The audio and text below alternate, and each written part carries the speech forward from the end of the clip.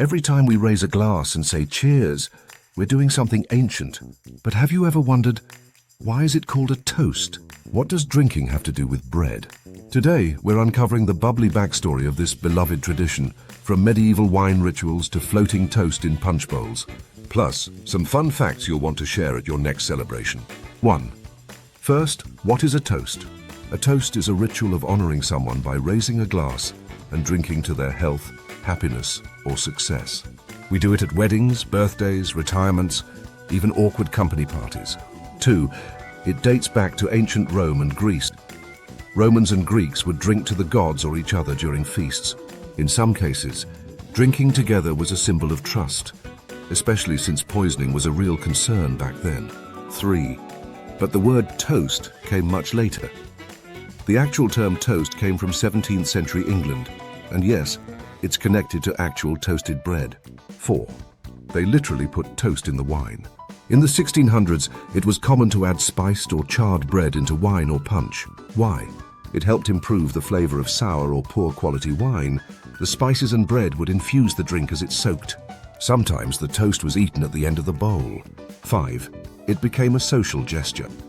Soon, the custom shifted from putting bread in the cup to honoring a guest with the cup itself. So when someone was honored at a party, others would drink to them, calling it a toast after the bread in the bowl.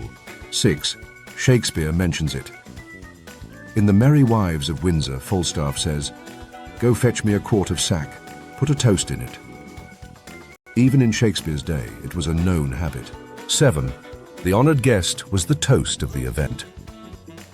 By the 1700s, someone being called the toast of the town meant they were so admired, people were literally raising glasses in their name. 8. Toastmasters became a real thing. In noble houses and formal events, a designated toastmaster would direct the flow of toasts, ensure proper etiquette, and keep the wine flowing smoothly. 9. Clinking glasses. That's a different tradition. Some believe clinking glasses was meant to include all 5 senses during a toast. Others say it was a way to prove you weren't poisoning someone. Either way, it became part of the ritual. 10. Toasting is now global, from cheers in English to salud in Spanish, kanpai in Japanese, and Prost in German. Every culture has its own spin on the toast, but the sentiment is universal. 11. Some religions avoid it altogether. In some traditions or belief systems, alcohol is avoided, but non-alcoholic toasts or symbolic sips can still be used to honor someone respectfully. 12. Toasts can get competitive. Especially in royal courts or among 18th century gentlemen, toasts would become long-winded speeches, poetry recitations, or attempts to outdo the last guest in cleverness. 13. The most toasted phrase in history. Some say it's, "To your health." Variations of this toast show up in nearly every known language and era, from ancient times to today. 14.